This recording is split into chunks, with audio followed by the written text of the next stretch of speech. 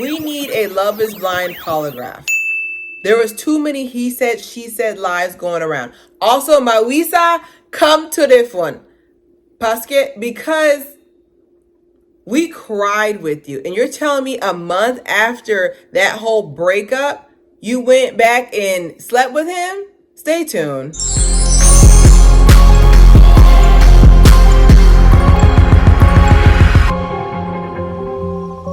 All right, welcome to another episode of Haire here. We are talking about the Love is Blind reunion, trick or treat, and the joke is on us. I feel like it is 88 minutes of nothingness. I watched the review and did not feel like anything moved the plot along. There was a couple of moments, but there's nothing I can sit there and say. I definitely felt like they were trying to get the word count. I don't know if Netflix was just like, okay, we'll give you the spot, but you need to make the word count.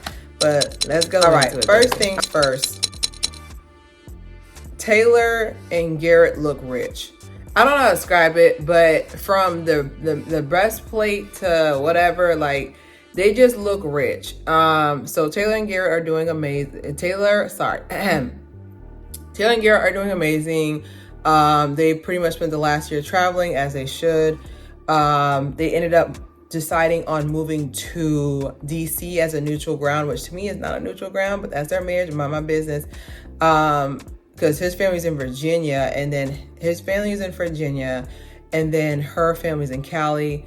To me, DC is not a neutral point. Neutral point would be more of the Midwest, like a Chicago. That would be neutral ground, but he couldn't. He tried to do it, which I knew he wouldn't. I knew it. Like when it comes to marriage, like I feel like as much as women try to sit there and come in and be like, oh my God, I'm going to do that. I was like, listen, there's a certain level that you conform. I mean, look at the last name. Like you end up taking the man's last name. That's why as soon as he said, I'll do anything for I was like, you're not moving though. I said this. If you go back to my last reviews, my other reviews, you'll see where I said, you're not going to move. You're not going to. I promise you.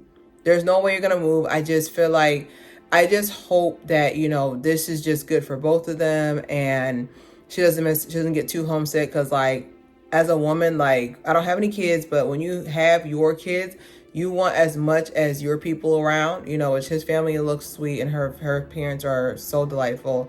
But I really hope that they just take things slow and really see if moving to DC is where it's at. Because like I said, everybody would say, oh my God, I just love you. I just want to move. I was like, ooh, moving is big. It's even like with religion. Like if I was getting married and my man wasn't Christian, he's like, oh, I want you to become Buddhist. I'm not giving up the God. Okay, thank you. The only God. Okay. The next one we have is Tyler and Ashley. So they enter it pretty much asking him like, what's the dealio? There's been a lot of interviews that went down. I personally, there's something so scary about how we ignore our intuition when it comes to men. Like, I feel like God, like I'm not trying to, be a Bible thumper or anything for y'all, but I feel like God gifted women, which men have intuition too. But I feel like God has gifted women with intuition because I feel like that was his only way to combat what we go through on a regular, and the way Ashley just sticks up for him and saying, oh, I knew everything. How you gonna know more than me? I was like, I know, but sis, my fellow Haitian, your dad's name is Dixon.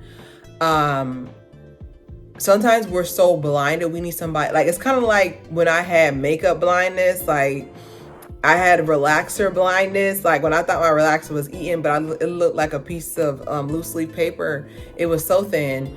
It's kind of like with makeup blindness where you think your wig look good, wig blindness, like sometimes you can have relationship blindness. They said love is blind and so are you, fam. Like, I feel like there's gotta be something there that you're purposely ignoring. There's something there that you don't want to get into because it's going to ruin your fantasy. And like I said, like her dad, to me, if I could say my opinion just from watching it, gave very much interaction between Dixon and Tyler. But it's her dad. It gave pretty much, it's like it's trading handlers. Like her dad is a handler of, basically not being truthful, not being trustworthy. And he's just like, oh, okay, you're just like me. Ew.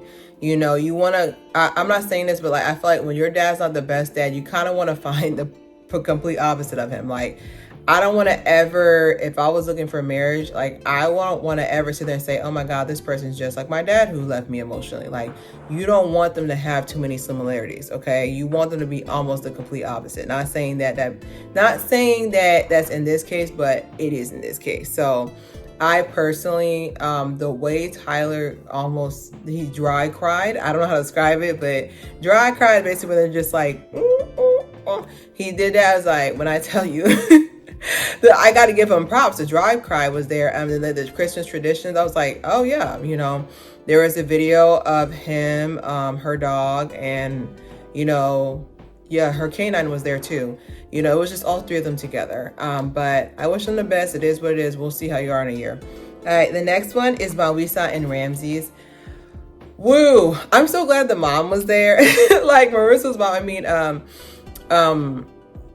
Taylor's mom and dad was there too. But like Marissa's mom being there, like we just need Marissa. Mom, we just need her on the show. Like, she's great for TV because she's so in your face. Now, mind you, is she unhealed? Yes. Is she a little bit toxic? Yes. But one thing I can say, she don't play about her girl, because she basically said, after the whole conversation, she came up there as a mama bear would with her claws ready, and she talked to Ramsey, should say, to see like what's going on. And she basically said how like you're dishonest, like you had doubts, and yet you kept reassuring her back to back along the way. And then at one point, Marissa whispers to Hannah next to her and says, oh, I think I hate him. Because like when they started bringing the whole situation back up, she started crying all over again. I can tell you, I was like, listen, I'm only 33, but I can tell you when it comes to a breakup, if you still cry over it, mama, you still there. Emotions mean feelings, okay? It's just a more aggressive, oh, I think I hate him. I was like, that means you really have feelings for him. Because to me, any person I've dealt with in the past, I give them nothing. They could walk by me, Claire, I have $1 million, date me now. I don't care.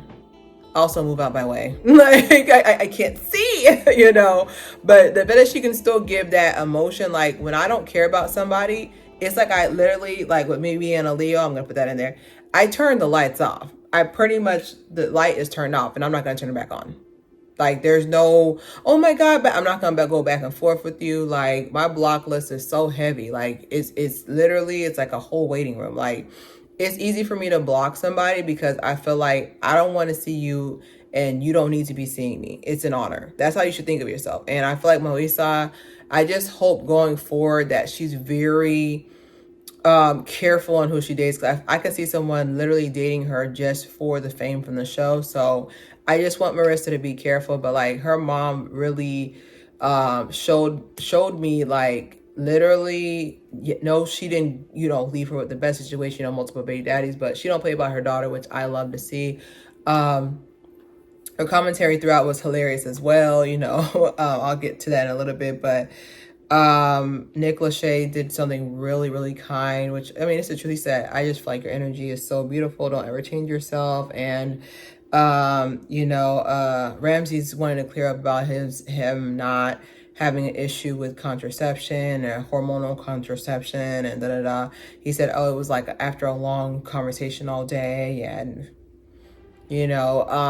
I feel like they were still messing around right up until the reunion. That's just my speculation because he looks a little bit too relaxed for me. I can always tell when someone's still sleeping with each other. All right, Hannah and Nick. First of all, the first quote that sent me was Garrett was like, Nick had more patience than I would have had. He just called you dumb, okay? That is Caucasian speak for he just called you dumb, because black people, the way we say is like, oh, you better than me. Oh, you better than me. That means a black person just called you dumb. That's translation. That's why when Garrett said that, he said, he just called you dumb, my boy. Like, he just called you dumb. He was trying to be nice about it, but he just called you unintelligent, okay? Which sent me, because I wasn't expecting that from him. Basically, Hannah goes on to defend herself, which honestly, I feel like majority of the show is them trying to defend themselves to the internet. And I was like, listen, once the internet has their idea about who you are, it's done. Like, I don't know why they were trying to fight it. I was like, it's already done. basically Hannah was basically saying how, I just have a big personality. I'm very direct. I'm very da-da-da. I'm sorry I was cruel to you, but I'm just very direct and da-da-da. You know, AD co-signed and said, period, Miss Ma'am. And I was just like, at the end of the day, if somebody were to come to Hannah and speak to her like she spoke to Nick, the camera would have to have been turned off because she would have attacked. Like, I've met a Hannah before. This is someone who even her brother called her out. Like, Hannah is one of those people where you can't say anything to her, but she can critique everything about you. Okay. Now, there were some conflicting notes from Nick. Like, she read on Nick's phone that he said, I feel like, she read on Nick's phone and she's like, I feel like you want to be the most famous person on the show. You want to do this, get in base shape, sell 3 houses, blah, blah. So she's basically inciting and hinting towards the fact that he went on the show for fame. And I was like, I mean, in a way, all of y'all did. Why would you go on a dating show? Why don't you just, like, you want to know how I know this is cap? Then y'all could have just hired a professional matchmaker. You went on this show because there'd be cameras involved. It's kind of like when I said, if people couldn't show off their kids, they wouldn't have them. There's literally a good portion of people who I know off rip, they had kids for attention.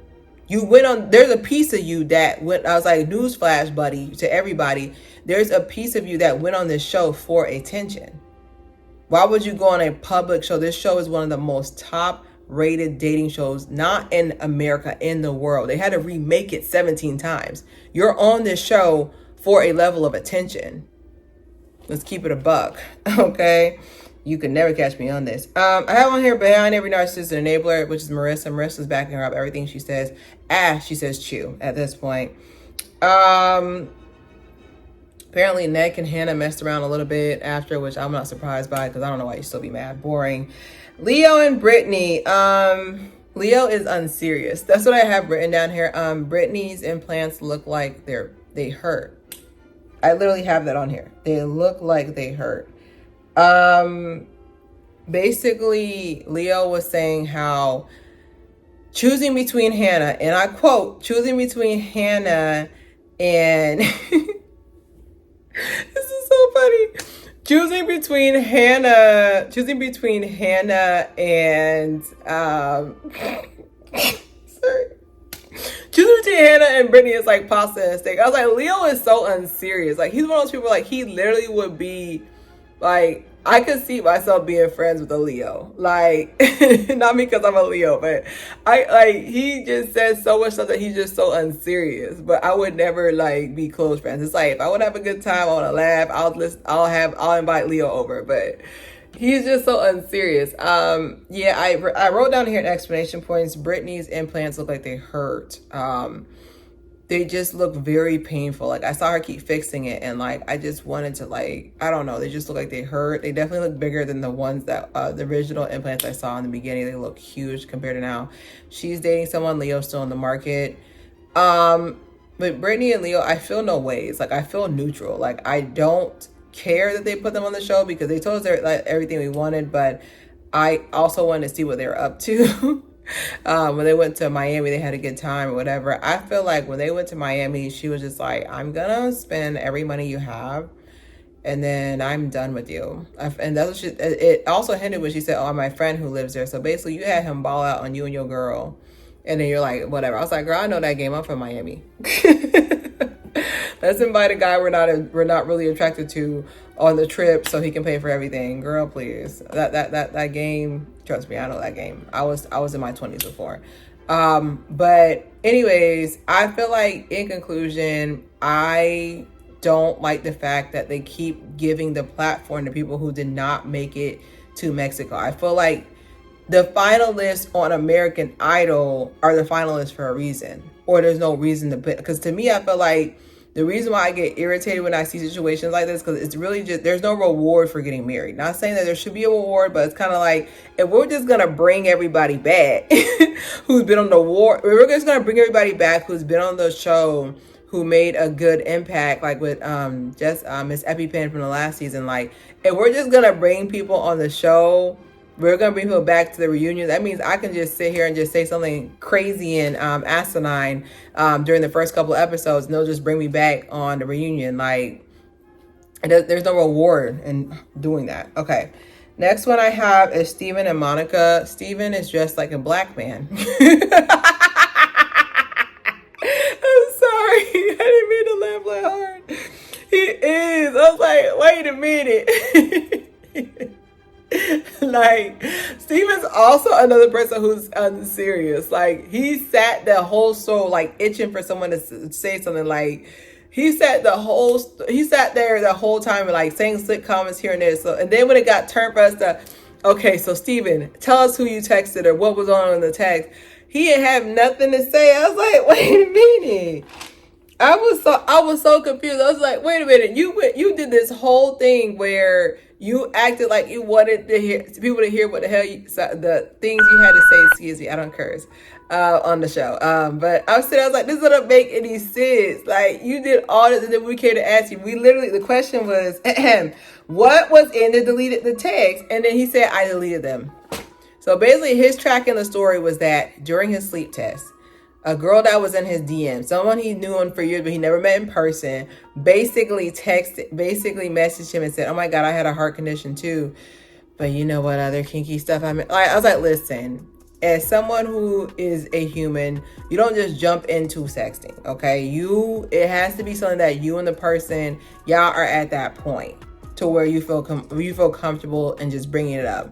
So that tells me that y'all have talked about this before. It's just wasn't spontaneously texting like this. Because even Monica was like, oh, there's like calls and columns of it there. And like, Steven's just like, well, I was wrong for it. And then I was like, listen, Steven has an excellent career in the politics because he answered like a full-on senator who found out that, he was stepping on his wife. He was like, I admit that I did infidelity, but what's infidelitist?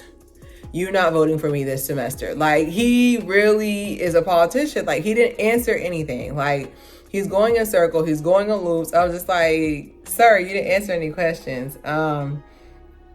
So, yeah, I literally have on here, Steven said nothing.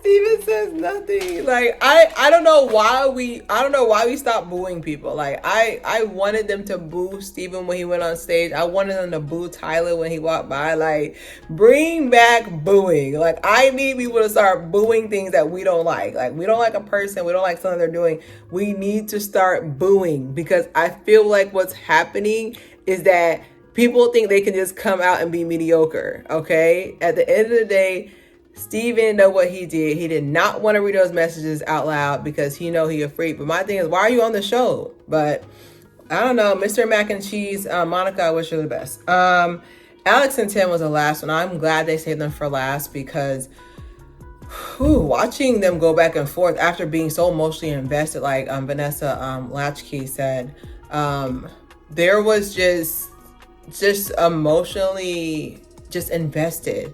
Like with the dad, like when the dad sat there and said, let me get my thoughts together before, I will come into the family. I was like, that was so hard to know that 2 days later, Tim's like, all right, I'm out. Like, what? You know where I'm coming from? So basically they talk about the Cabo fight, which wasn't on there, which, when I was listening to Tim, and then I had to kind of pause the show because he said, I didn't want to make too much of a scene because my fiance, she's crying on the floor. She's sad about, being homesick, which I didn't know what was wrong with her. I just saw her sad on the floor, and I didn't want it to be where the camera sees this 6 foot, 200 something man, black man, me or on top. I was like, 6 feet.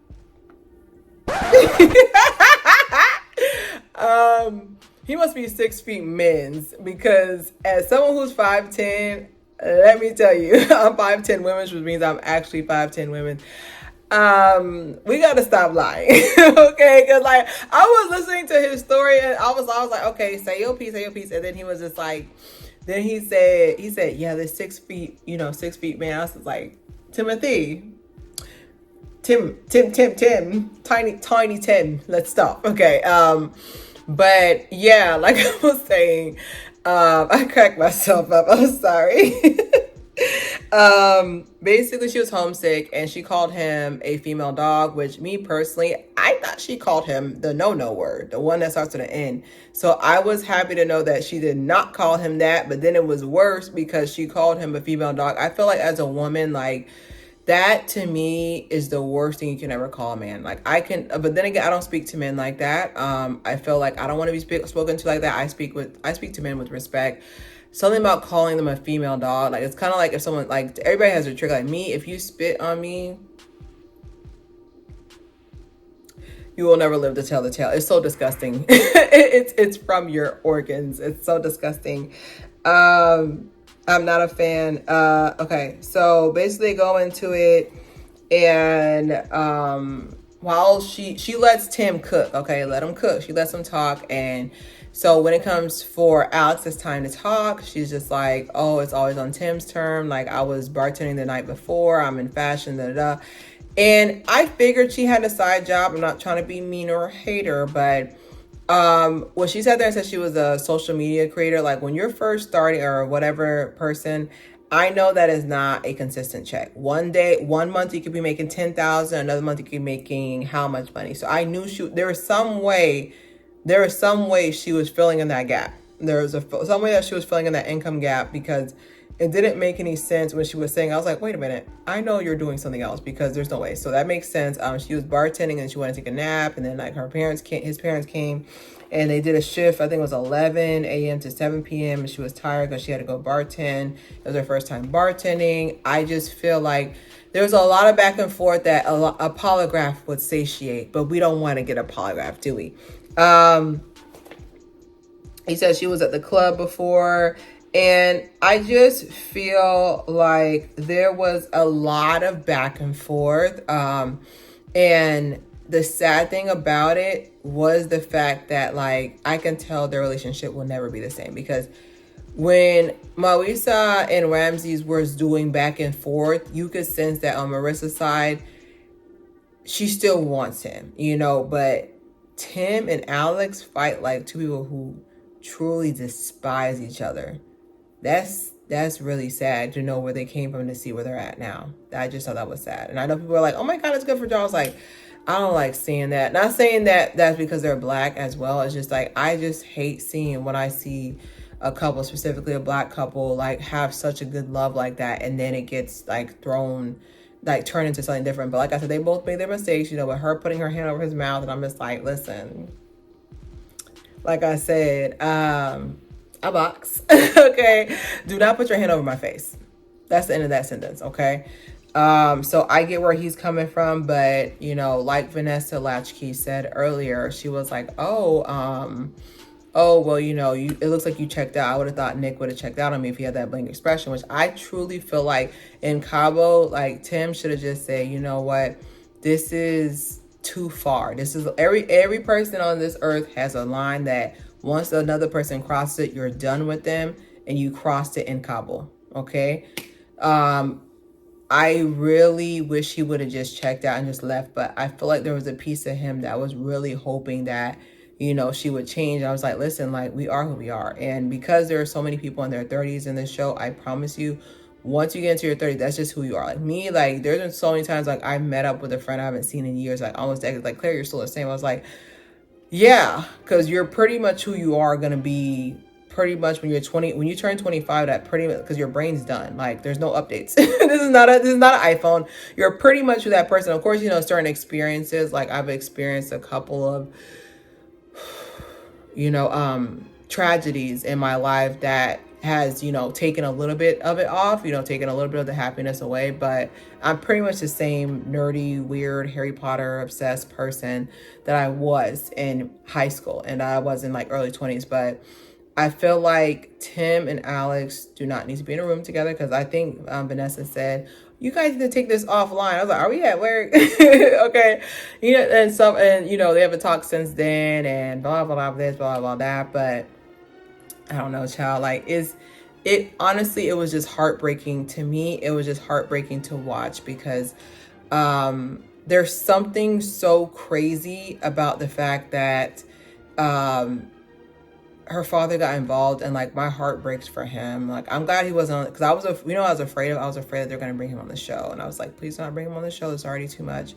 But I don't know, I wish them the best. Both of them separately never talked to each other again, and that's that for them. Now my final review of everything is, there's no more Love is Blind. Like right now, this is Love is Flame. That's what they need to change it to, so we can just go on lives. Like they literally had 3 people from the next season. So the next season is gonna be in Minneapolis. Ooh, that word ate me up. Minneapolis, Minnesota. That's gonna be the next season. That's gonna be in February. And my thing is the fact that they didn't even think to be like, okay, let's try not to. They literally have 3 people from the show. It's like they're making it like they're casting for like a CW series, original series. Like there's no more discretion. Like no offense, but the allure of the show was that we didn't know who was going to be on the show. Like now those 3 people you show, who was it? Jerry, Derry, and Carrie. I don't know who it was. Now that you show those 3, now you can find these people and like see what they're up to and see, like it's just like, you're ruining Christmas. Like, you're ruining Christmas. Like, I literally have down here, I was like, how dare you? Also, why are y'all afraid to come to Miami? What's wrong with us? Okay, I would say, if I could be frank, they need to come to Florida. And I feel like they keep touching Georgia, because they're just like, okay, let's do Georgia, so we can show. I was like, I feel like they're afraid to come to Florida because we are some scammers down here, but not me. But I can see them doing, like I said, only I would say is, if you're gonna come to Florida, do a W-2 check, because a lot of them gonna be like, I do a little bit of this and a little bit of that. I was like, that means you're a street pharmacist. Like just make sure that's regardless of color. I've seen multiracial be street pharmacists, so don't even start. But just make sure you W-2 check the people in Florida, because Florida has some scammers, okay? I do a little bit of this and a little bit of that. I was like, listen, if you do not have a W-2 that I can verify with the International Revenue Service, you can do a little bit of jail. Like, I'm so serious. Like, I was so upset whenever I see somebody on one of these Pop the Balloon shows. They're just like, oh, I do what I do. What? Anyways, that's neither here nor there. All I gotta say is I am disappointed that they haven't done one for Florida yet. They haven't. They're going to Minneapolis, Minnesota. I was like, who is in Minnesota? Like, who's that? Who lives in Minnesota? Also, I feel like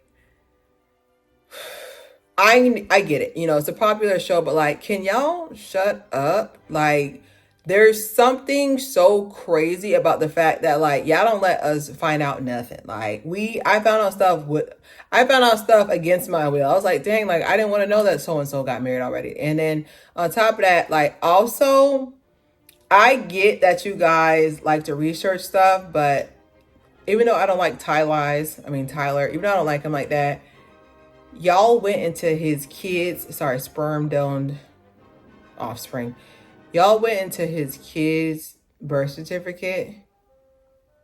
Y'all are despicable. Like, these are children. Like, all jokes aside, like, do not tell me y'all went into these people's documents to prove. Like, this is not what this is about. This is supposed to be entertainment. Like, you guys are going it too far. Please tell me you have families to check in on. Like, please get some help. You are messing with a child. Also, they showed Jessica from the first season getting married, have a kid. I'm just like, what are these episodes? Like, we don't care. And then like Bliss and Zach, we're very happy for you. But why are you on this season? I would be furious if this is my season of Love is Fame and everybody from previous season, I was like, get your own season, because the first season we only talked about them. The second season we only talked about that person. Like, I just don't know how long they can keep this show up. I noticed that they did not bring back Ultimatum. The season 1 was actually lit. It was actually pretty lit. I ain't gonna hold you. It really was lit. Very interesting. But Ultimatum, they do another season. Please, but regardless of orientation, they need to make everybody in their 30s. Like, I feel like people in their early 20s are playing, because I know I was playing. But I just really want the next season, like, try to be on a wrap and keep, but they already messing up. Why are you showing us 3 people? Who knows? You could be 3 people who wasn't chosen, but there's something that makes me feel like almost that, like, they're so unserious. Like, they're so unserious with this series, because, like, why are we getting the reveal? Like, I've never seen a show where they've actually revealed contestants before the show airs. Like, I know, you know, like I just feel like the allure is leaving. Like, some people are even gonna stop watching on Netflix. I don't know, but y'all let me know what's up. Happy Halloween. I didn't even mean to make an episode today. My Halloween special was yesterday, but we had to talk about this. So don't forget to subscribe, share. It's Claire here.